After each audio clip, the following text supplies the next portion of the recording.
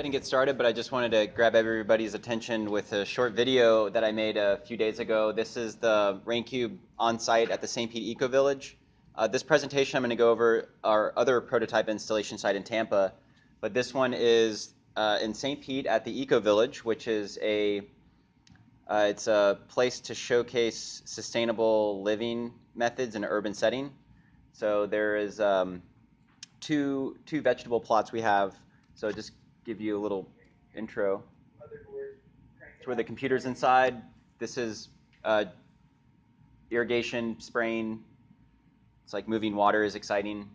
That's an overflow pipe that's right there in the middle.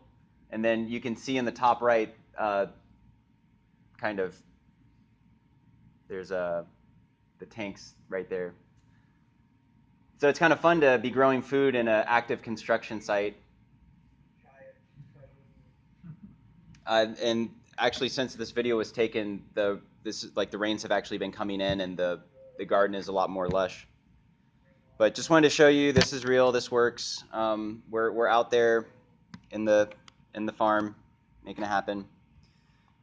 So today, I'm very excited to share with you the work that's kind of the culmination of almost 10 years of searching and seeking and exploring and experimenting.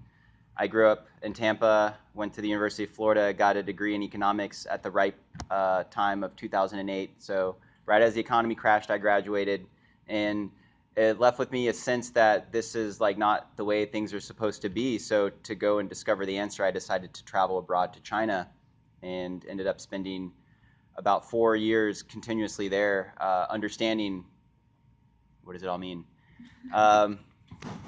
And what it all means is that we're all here together, connected on this planet, in this universe. So this is the blue paper that is explaining in detail what Raincube, Raincoin, and the Internet of Rain is.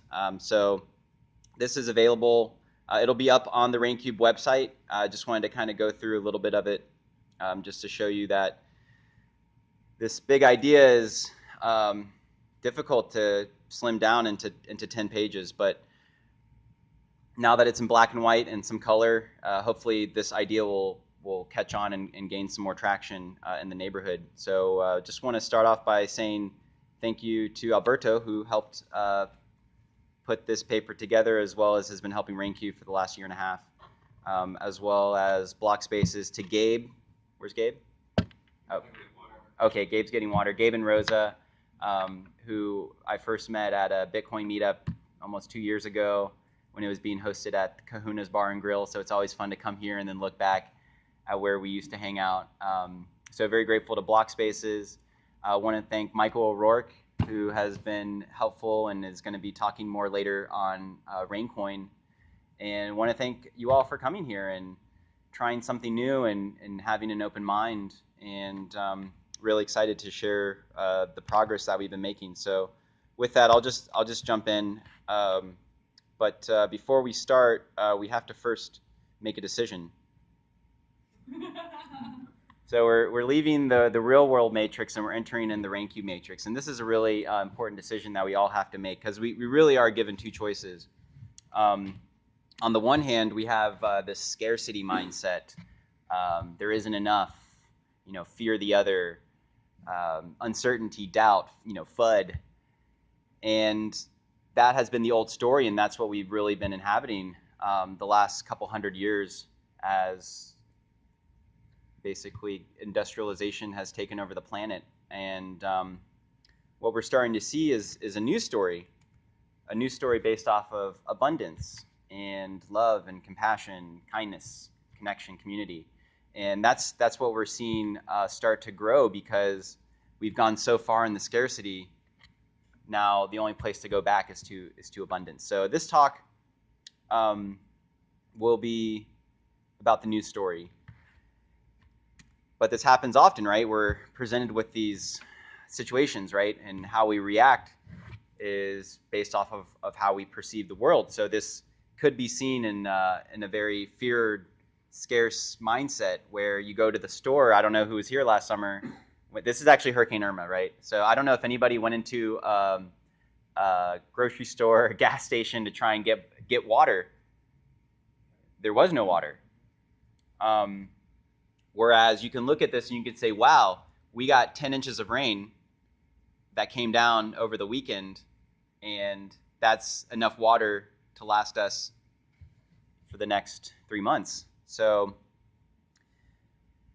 it's interesting to put this new lens on. So I think, moving forward, we have this very, very hard question to answer as the freshwater resources become more scarce.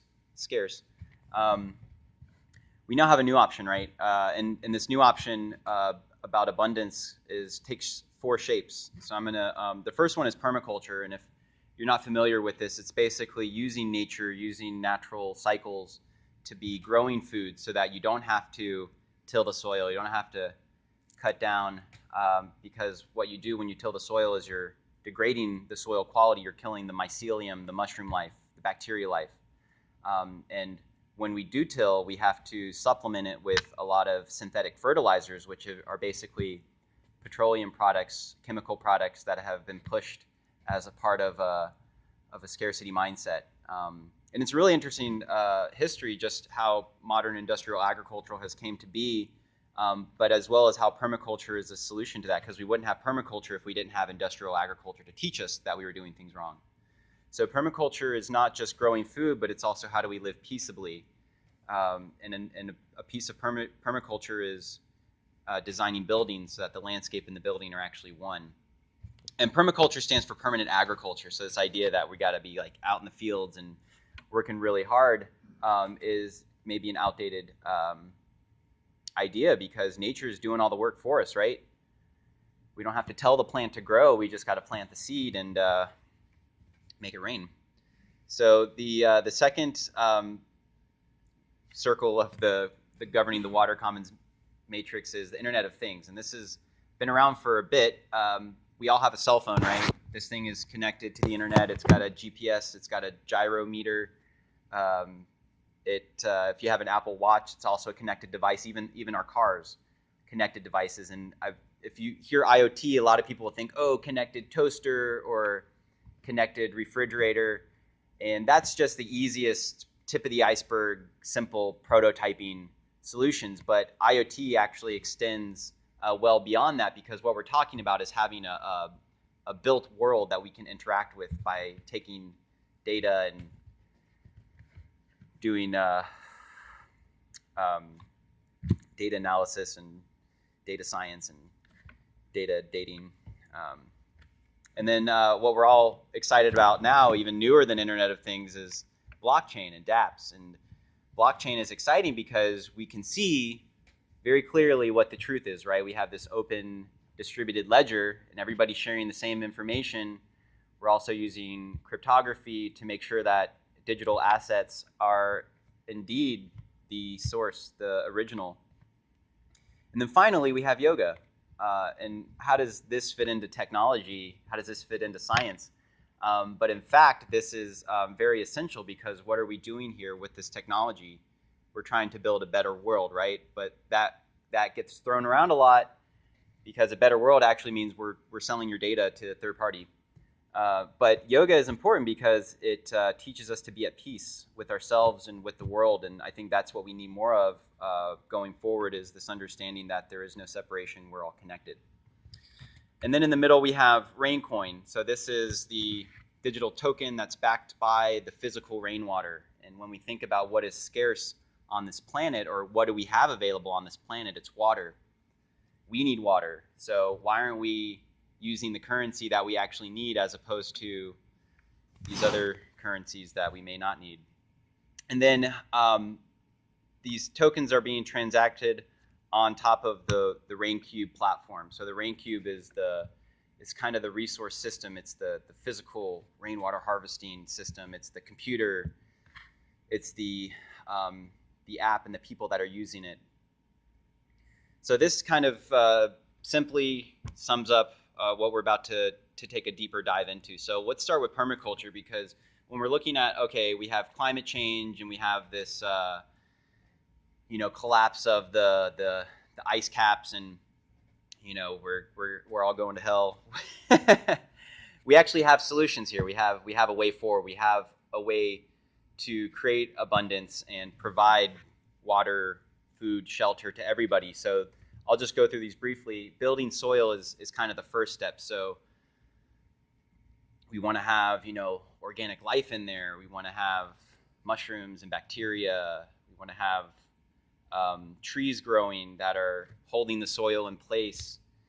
And on top of that, we want to be making sure that the arteries of the planet, the water, the blood almost is flowing properly. Because if you go down to South Florida, over the past century, they've basically drained the swamp so that they can build houses and strip malls. And what that's done is it's really messed up with the flow of the water as it comes down the state. And I'll show you that in another slide later. So restoring the oceans and cleaning up the plastic and making sure that chemicals don't go into the water, as well as generating biodiversity. So that means we're not just growing corn and we're not just growing soy, but we're growing multiple types of trees and plants, polyculture as opposed to monoculture. And then the fifth one, which is interesting, is rewilding human culture, where, going camping or just getting out and seeing the stars. It's like, whoa, where did that come from? But no, we live on this really awesome planet that's beautiful, and we're just floating through space, and it's totally crazy. So we need to remember that we are wild, but how do we bring order to the chaos? And I think that's kind of the balance that we're trying to strike here. Is we want to be wild, but we also don't want to be chaotic. So how do we bring this all together in a way that is actually tangible here in the now? So we have this proof of concept, and if you look closely, this is Tampa, Florida. This is not too far from here in Tampa Heights, which is about a mile from downtown. And if you can see it, there's a little rose growing through the cracks in the concrete. This is actually Rose's house. Her name is Rose. She was brave enough to let us put in a beautiful garden at her house. She's also a permaculture practitioner, and she practices holistic medicine. She's actually pregnant right now and is about to have a baby. So best of luck to her and her new family. So I'm going to go through this proof of concept that we built last year. And back to Tampa. Okay, so this is before, right? So we're used to this is the old story. This is what we're used to. Dead lawn, right? It rains, the water doesn't even go into the soil. It just goes off the top and down the sewers and out to the bay. But also, too, what does this mean? Like, what could be here, right? Because it's dead lawn, it's not producing anything. The only thing it's producing you is money to pay some landscaper to come and mow it every week, right? So I guess we can, using permaculture practices, how can we take this, very boring, very generic house and turn it into something exciting? So partnered with Newman Nursery on the permaculture design as well as on the plantings, and we built a water regenerative environment. So there's, on the left-hand side, the water, the darker blue, that's actually coming from a well. So they're one of the few houses that do have a well. And then the light blue is the Raincube installation that we put on after. So, I mean, in an ideal world, we're getting all of our water from rain. We're all using Raincube. We're all using Raincoin. We have enough. But I understand that it always doesn't work like that. So it's nice to have a well backup. But I guess if anything, it's use the rainwater first, and then when that runs out, use the aquifer. Because right now we're just using straight up aquifer and no rainwater.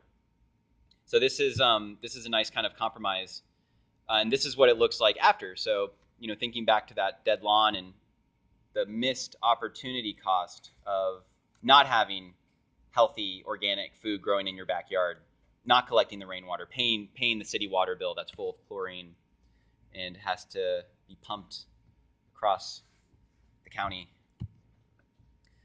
So going back to the Internet of Things, this is kind of where it all starts. This is a Raspberry Pi, which is a single board computer, which is great for prototyping. And in fact, there's 10 million of these have been sold around the world in the past few years. So this is an incredible phenomenon that's taken hold, and a lot of it has kind of come from China, of all places, right? We're not used to innovation coming from China, but in fact, hardware manufacturing, agile hardware manufacturing, has really taken leaps and bounds because South China, Shenzhen specifically, where we get all of our electronics, has just created this really interesting ecosystem. And I got the chance to really experience that, having lived in Shenzhen for a year, doing an app startup. So we're using the Raspberry Pi as this open source development platform, because if you have a Raspberry Pi and you have enough interest and you have a little bit of a programming knowledge base, you could build your own Raspberry Pi. And that's the whole point about this, is it's not about building multi-billion-dollar desalination plants. It's about empowering individuals to use the tools to solve their own problems. So this is the Internet of Rain, kind of on its most basic level. This is the Raincube garden kit, and this is what we've installed on the house. So we take this this Raincube, this square thing over on the left, that holds 275 gallons, or there's a smaller 55-gallon barrel. These are already out there. This is already industrial waste products. People may use these totes to ship red wine vinegar or olives, or you could even use this to ferment a bunch of kimchi. It's used all around the world, and they're available for very cheap through Craigslist. So that, once again, this is another like open source material that we can attach a sensor to, and that sensor is tracking when water comes into the tank and when water leaves the tank. And we're going to go over why that's important later. And then connected to that is an app that's tracking the sensor. It's also able to give commands to the irrigation timer, which is being run through the Raspberry Pi. And on top of that, it's attached to a pump if you need to move it up or down, because here in Florida, it's all flat. So we don't have that gravity assist that you would find in more mountainous regions. So this is the parts and kits to build the actual harvesting system. So it attaches to the gutter. I taught myself how to do all of this. You know, like I didn't have anything more than just mowing the lawn when I was growing up for my weekly chore money. So it's been surprisingly interesting to realize that Home Depot has all this stuff, Amazon has all this stuff. There's countless plumbers out there who could put this together with their eyes closed. This is very doable. It just depends on who wants this, right? Are you wanting to do it to learn? Do you want to just pay somebody because you want to have the food, or do you want to do this because you want to help the environment? So there's a lot of different reasons why people want this, but at the end of the day, everybody needs this. So just to reiterate just how easy this is, and also how cost effective this is, because in California, you know, people are putting in 10,000, 20,000, 30,000 gallon tanks that are the size of this room.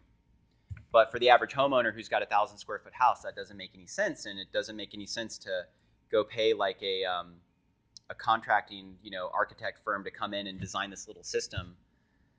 So this is cutting the cost dramatically. And that's kind of what is keeping people away from investing more in rainwater, similar to solar, where it's, for a lot of people, solar is just too expensive. But is cost really the biggest issue here? The bigger issue is usability. So I'll go into that more, but this is what the Raincube upcycled IBC tote looks like. So the pipe coming in is from the gutters.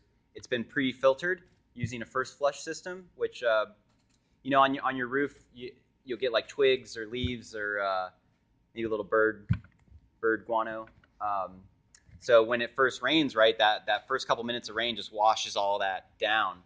And you can actually design a chamber, PVC pipe, that collects that first flush of water. And there's a ball inside, so that as the water fills up that chamber, it will actually hold it in. And then as it continues to rain, this ball has basically created a door that the water doesn't go through, and then it basically water falls into the tank. And then there's an overflow. And then we can attach these basically to infinity and beyond. Why we need the app, right? Or why we need the water level sensor is because we need to know like how much water is coming onto our roof, how much water are we using, how much water do we currently have right now. So this one little sensor is able to tell us all that information just by adding and subtracting what's coming in and what's going out. So this is the standard industrial cap that comes on the totes. There's also, this is called a bunghole. That's the technical term. So the tote, the bung holes in the cap, the barrel, the bung holes on top of the barrel. So I worked with the 3D print designer to design this very simple tool to house the sensor, and it just screws in. I mean, this right here is a marketable product just because people who already have these systems installed in their house could just plug this in and Bluetooth and, you know, battery supply. But once again, that's not solving the full problem here, because we got to go back to what are we really building, which is community. So this is the irrigation system, Solenoids. If anybody who has a lawn right now will instantly recognize this has kind of the sprinkler setup with the pump. This was bought it's like $60, $60, $70. It's an AC pump. You could put in a DC pump if you want to be running solar. It's cool because depends on where you are and what your environment's like. You can put this together to suit your needs. And then the water is being pushed out. It's coming through this nice micro spray. You can also use drip. And challenge with drip, though, is you got to have the drip hole right above where the roots are growing. So that doesn't always happen. So with micro spray, you can cover a bigger area. And I just want to point this out. Raincubes are not for lawns. Like, we're not trying to grow grass because we can't eat it. And also, lawns take up an insane amount of water. Lawn grass is the most irrigated crop in the world. So, and people have come up to me like, oh, can you put this in for my lawn? And I just have to outright tell them no. We're growing sweet potatoes, man. Get on board. So this is what the whole system kind of packaged up looks like right now. You know, it's a prototype. It's not going to look fantastic, but it looks a lot better than the first one that we did. And we have there's the blue box. That's what's holding the pump and the solenoids. And that was already there. We repurposed the existing sprinklers and attached them to the Raincube. Inside that black box is the computer and all the electronics. That's in a water-type box. And then there's a little a filter that goes to a shower. So that's a micron filter. And the cool thing is like, everybody's already invented it, right? The filtration is there. The harvesting is there. The only thing that doesn't exist is the internet connectivity. That's what doesn't exist. So that's what Raincube is focusing specifically on, is that digital layer. And this is what the app looks like. So if you're either a homeowner or urban farmer, this is giving you critical information. So we've focused on 4 things. The first on the top left is how much water do we have. The second is how much water will we have, which is the weather forecast, and that ties into you put in your zip code, and that'll send you kind of your local weather forecast. And then on the bottom left, we have historical water collection and consumption, because, you know, like, let's say it's a rainy season, right, and you're collecting a lot of water, but because it's raining, you don't need to water as much. But then as it gets drier season, then you start using your water level more, and we're trying to get to that point where we can find that sweet spot where everything is balanced. And then on the right, we have the zone controls, and we'll improve this and put a timer and make it fancy. And this is just very basic stuff, because the front end is easy, the back end is harder, getting everything to talk nicely and using nice language. Right, Tom? Okay. Tom's our back end guy. He front end too. Business in the front, party in the back, kind of. So, so the party's at is definitely in the AWS backend. So we're having to use the proof of concept with something. We're not, you know, trying to get a cosmetic fix. We're actually trying to produce something, grow food. So we partnered with the Moringa Growers Co-op, and I have a bunch of Moringa products here to share with you guys, and we'll be doing a little contest later, giving out some Moringa. And so this is actually a Moringa nursery. So on the left-hand side, you can actually see tons of Moringa plants. And I'll go into like the Moringa tree. It's from India. It's the most nutrient-dense food on the planet. It's doesn't require a lot of water, grows in poor soil conditions. It's a perfect pioneer plant, creates shade. It grows very tall, 10 feet a year. It's almost like bamboo. And you can eat the leaf, you can dry the leaf, you can turn the leaf into a powder, you can use the seeds to turn into an oil. There's so many value-added products, and what's nice is the Moringa Growers Co-op is already selling this product at local markets in the community, so they're already bringing in cash. However, their problem is how do they manage a distributed network of off-grid plants, right? So this is where the app comes in really handy, because through the app, they're going to be able to water their plants, but eventually they're going to be telling when do I need to harvest my plants, or who has more supply, who needs supply. So it's almost like a food utility. And the basket is in the back. And working with them to develop an attractive pricing model to integrate with Raincoin, because the whole goal here is we're trying to get beyond dollars and start valuing things and what is the water input. So now we get into the Raincube co-op, because the next idea is, okay, well, there's a couple of urban farmers, but how do we grow that number up? How do we scale this up? And creating a peer-to-peer water and food market is the way to do that, and adding gamification and badges, points. But I mean, anybody who's used Airbnb or Uber can automatically recognize what this like real-time, on-demand market looks like. So why not transition our food and agricultural economy to that? This is not farmersmeat.com or whatever the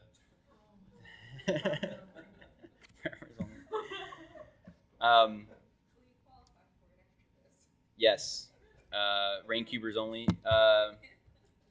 So yeah, I mean, there's a lot more kind of imagineering that we can do with how we want this kind of water economy to play out, but just getting people to understand the fact that we can be trading water neighbor to neighbor is a new thing, and that's what it's been interesting to get people's reactions to. But that's the goal, and how we would be running that local network, right? How do we use the blockchain? Because what we're really doing is governing a common resource. So we want to have a network that supports openness, supports decentralization, and also supports efficiency and effectiveness. So there's this rain chain. There is a rain chain that uses proof of authority, and maybe Michael can go into that later or not. I can go into it now. So we have this little Raspberry Pi computer, or we have something up in the cloud, a private server in the cloud, that has been approved to become a Raincube node. So a Raincube node is hosting the local database of transactions, and it's processing consensus using the proof of authority algorithm. And proof of authority, instead of saying, okay, we're going to ask you to put up a bunch of computing power, or we're going to ask you to stake a bunch of coins, instead we're asking for identity. Because if you have your house, you know, your face, that's your face, right? That's your identity. Because it's interesting, with a lot of blockchains, anonymity is a key feature, but we're almost the opposite. We want to promote the seen and being seen, because that's what kind of a gift economy is all about. But anyways, setting up a Raincube node, and just to clarify, a Raincube node is the computer, whereas the Raincube harvesting system is that actual like tote. So one Raincube node could have 10 Raincubes attached to it. Like I mentioned, we can be doing computation either in the cloud or at the device level. Sprinkle some nice buzzwords. And then what's nice is, instead of having like Ethereum is a global computer, right?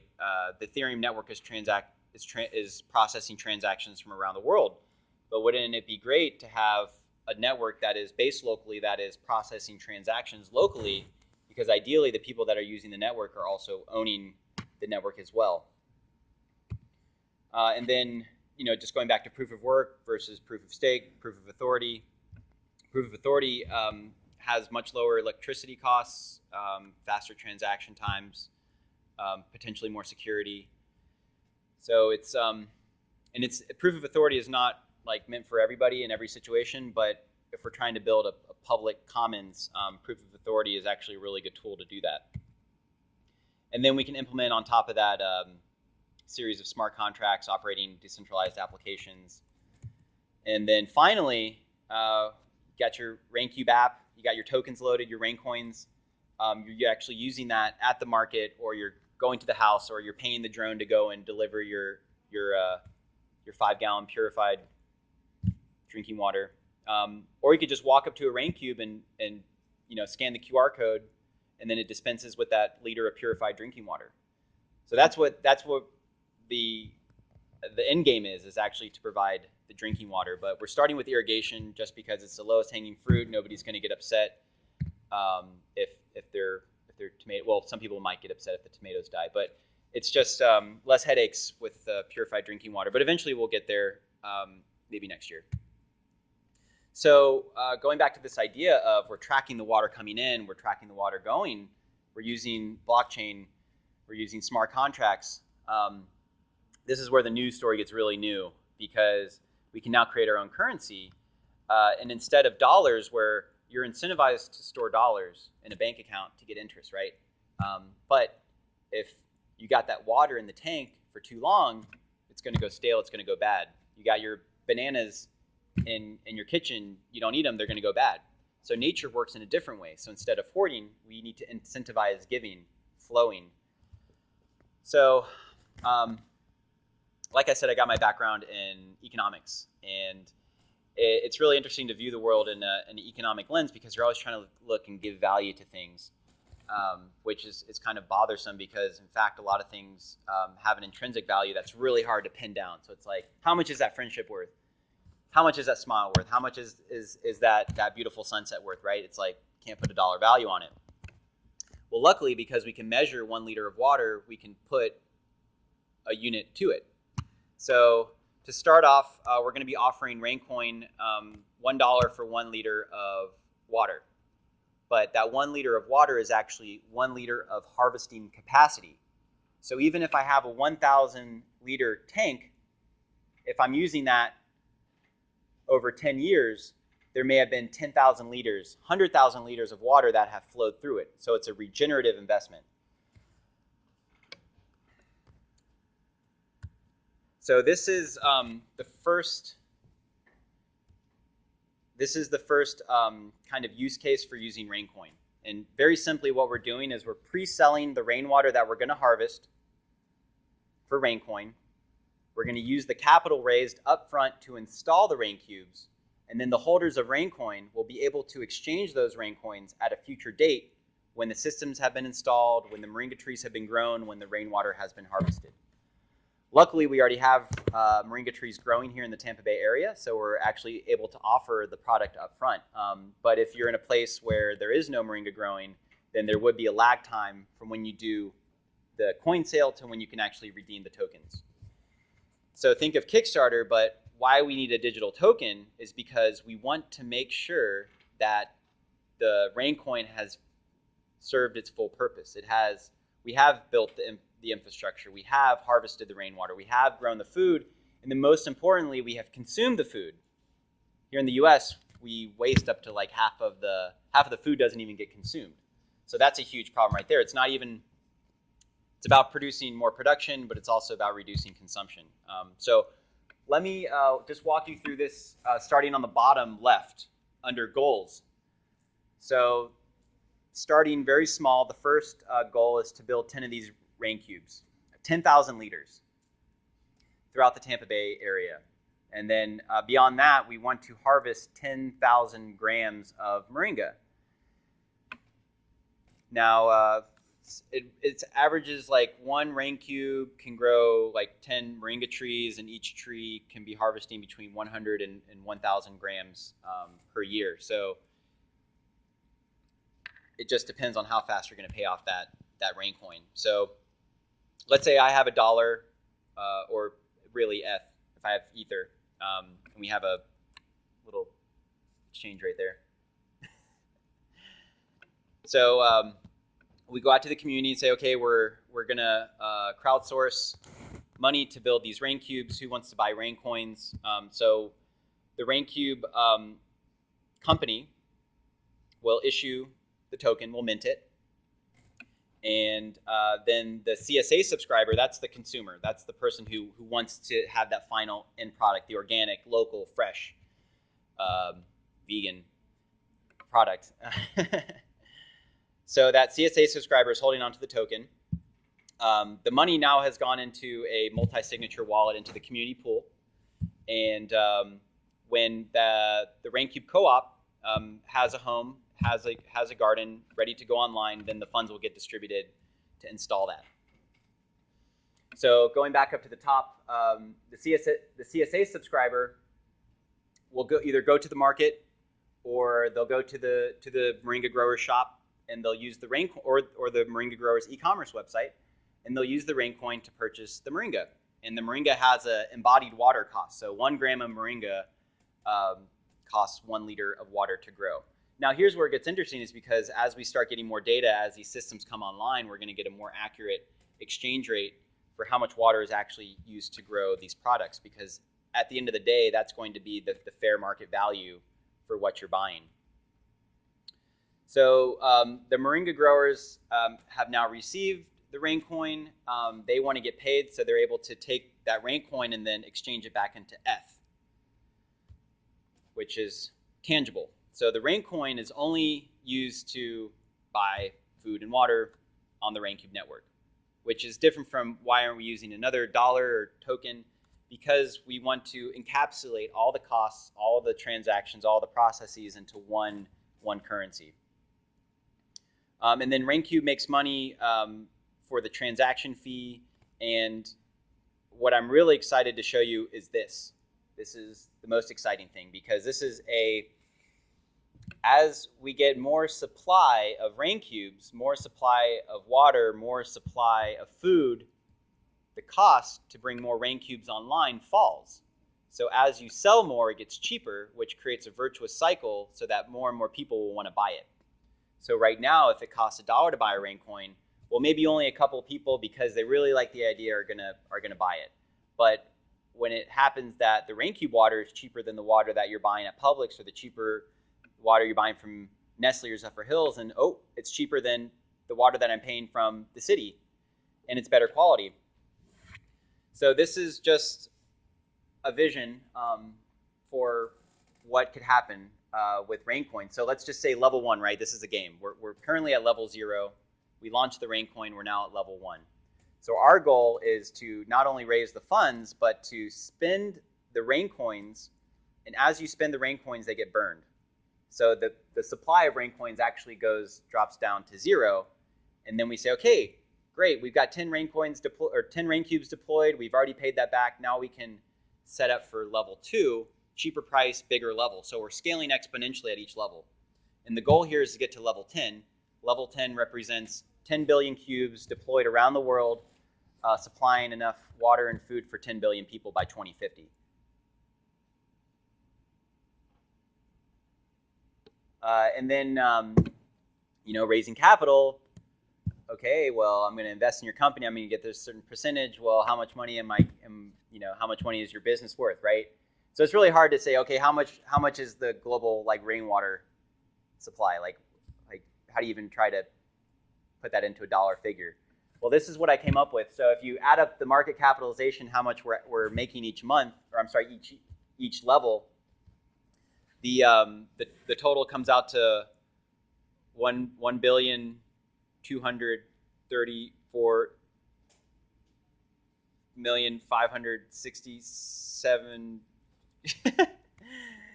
Yeah, anyways, it's 1, 2, 3, 4, 5, 6, 7, 8, 9, 9 is the total number. So it's like $1.23 billion. But if you notice that the transaction fee also falls as we increase exponentially, and then also the Raincoin to USD exchange rate also falls. So it's how do we get the marginal cost of water to near 0? Because that's what we're trying to get to. Same thing with solar. If you've already paid for the panels, how much are you paying for the extra energy that you produce? Next to nothing. So after we've reached level 10, we've paid back the investment. Now we're basically providing water at next to nothing, which is the goal. And I think we can get there by 2050 if we're proactive about it. And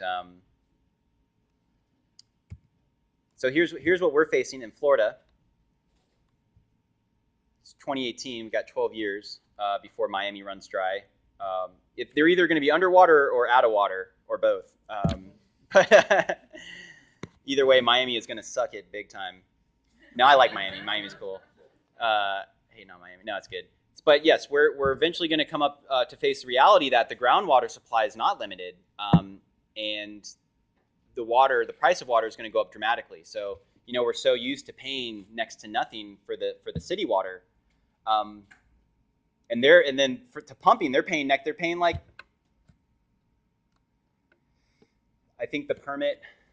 I don't know the exact numbers, but it's like what Tampa Bay Water is paying for the rights to pull the water out, and what they're selling it to us for, even though they're selling it to us for pennies for the gallon, is highway robbery.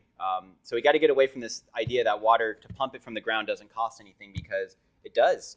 Sinkholes, saltwater intrusion, but just this kind of general mindset that we can overcome nature, control nature, is leaving South Florida, Central Florida, Southwest Florida in a pickle. And if anybody here has heard of the Ogallala Aquifer, anybody know where that is? Well, Alberto knows, of course. Anybody? For one capsule of moringa? Southwest, right? It's like the largest aquifer in North America, correct? Yes. So there's this big aquifer basically from Montana down to Texas, which happens to be right under the big breadbasket, has been pumped nonstop for the last since the end of World War II, basically. So they're running up to the bottom of those aquifers, and it's kind of interesting because we all remember the Dust Bowl, right? Well, why did the Dust Bowl happen? There's a mixture of removing the prairie, like thick grasses, in exchange for like corn, and then tilling the soil over and over again, and then the water that would fall would just kind of float over this unbarren area, and then just years and years and years of this kept making the problem worse. Going back to rule number 1 for the 5 steps to regenerative future is building soil. And what that wave of farm migrants to the Midwest using mechanized tillers destroyed the soil, and it basically led to an economic and environmental collapse. So if we go back here, it's like kind of hard to think about, how am I going to find 10 homes in Tampa Bay, or how am I going to find like 100 people who want to buy Raincoins? It's nice because we have the luxury. This is a luxury right now. But over time, in more places around the world, this is going to become less of a luxury, more of just a form of survival. And we're seeing that in Venezuela specifically, where Bitcoin is now more trusted than the Venezuelan dollar. And then also, too, by 2030, we're expected to have 26 million people here. So just kind of going between level 7 and level 8, just for Florida alone. But most of the growth comes in level 10. That's all the growth right there. But by then, we already have the knowledge. We've already battle tested the network. We're basically giving away Raincubes at that point. Oh, okay. So this is kind of what we have to do, in my mind, to kind of get this thing really up and running here in Florida. Is first, like the city, the state, the national government, we just got to be paying people to, like, tax rebates, whatever it is, to put rainwater harvesting systems on their house. It's already happening in the West Coast, Arizona. A lot of already good models where cities are incentivizing the community to transition to rainwater, gray water. And then also, too, just kind of going away from this investor-driven model of ownership to more citizen-owned, citizen-operated rainwater utility. Because that's what Raincube is it's a platform for people to manage their own resources. And then on top of that infrastructure, we can actually build a marketplace, a thick marketplace. where there's a lot of buyers and sellers. But I'd rather have givers and takers. Because, it's kind of funny when you're growing food or you're harvesting rainwater, like on a day like today, we're getting so much rain, right? How can I consume all that? I can't. But what I can do that will make me feel really good and also make other people feel really good is to let that surplus flow. So just to go back to Raincoin, it's a utility token. If anybody from the SEC is listening, not a security token. And then, coming back to yoga, right? So this is me being silly on a mountain. I've been doing yoga. I remember my mom took me to my first yoga class probably when I was like 13 or 14, and just have been doing yoga for the last 10 years at least. But I've been walking around on my hands since I was a kid. It's just come naturally. But what yoga does and what these, this handstand is a meditation, but it also allows me to see the world upside down, which oftentimes we can feel like everything is just kind of so crazy. And when you're doing yoga, when you're focusing on your breath, when you're turning your attention inward, you're finding that balance, you're finding that peace, because it doesn't matter what's happening in the outside world. You can't control any of that. What you can control is your own actions, your own thoughts, in your own time. So, when things happen in life, when you don't expect. So, for example, my mother got sick from cancer. And in 2015, I ended up moving back to Florida to take care of her full time. And she was taking chemo, radiation, therapy, suffering from colon cancer that eventually spread to her liver and then eventually spread to her brain, right? Which is directly tied to diet and lifestyle. So looking at what are we being fed? What are we being told? And coming to the conclusion that, well, everything's upside down. We have to basically 180 degrees from what we're doing with our time to what we're eating to who we're spending our time with. So she ended up passing in February of 2016, and it could be sad, and in some regards it is sad because she could have lived much longer. You get the colonoscopy when you're 50. Which she didn't, which I should for learning lessons. But also, what are we doing going forward, right? Because I lost my mom. We're looking at Mother Earth, right? Kind of and very sick, but she is just a reflection of what our interpersonal relationships are experiencing, because the environment of our society that's so focused on money is telling us to do. So we do really have to flip things upside down, because this is actually something to celebrate, because I've gained so much from her, such as taking care of her really taught me how to give, how to serve, and also what is important, right? So we can try and earn some money to create some security, but what does that security really mean? And I think, hold on, I had some notes here. I wanted to say something. Yeah, okay. So it's interesting because she passed, and I was given this gift, this life insurance policy, which basically told me you can focus on your passion to give this gift to the world. So if anything, we live in a very abundant universe. Everything is already there for us. The decision going forward is ours to make, right? We're going to do scarcity or we're going to do abundance. So if anything, this is an option to take the abundance route, and we can live a happier, healthier, wealthier life. So that's all I have for right now. More to come. I'd like to make a shout out to Tom. Tom is doing some software development. Yes, Tom's putting together the app, as well as Jeff. Where's Jeff? Oh, hey, Jeff. Yeah, Jeff. Jeff is working on both the software and the hardware, so he's a double threat. And then when you see him dance, it's a triple threat. And then we are, trying to find people who want to bring this this vision into reality. So we're looking for developers, community partners, and that could be homeowners, it could be people who want it installed in a community garden, it could be anybody with any type of overlapping common mission. Also seeking seed funding so that we can pay Tom and Jeff full time to do this, and also bring on more technical expertise and just try and figure out like how to make this work. So it's going to rain. The question is, are we going to catch it?